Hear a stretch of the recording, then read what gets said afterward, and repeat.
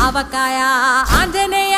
కథ మొదలెట్టినాడు చూడరయ్యా శక్తినంతా కూడగట్టి చెట్టు దులిపినాడు అంజయ్య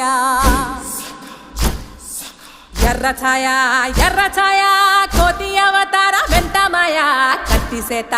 పట్టకుండా కాయ కోసినాడు కపిలయ్య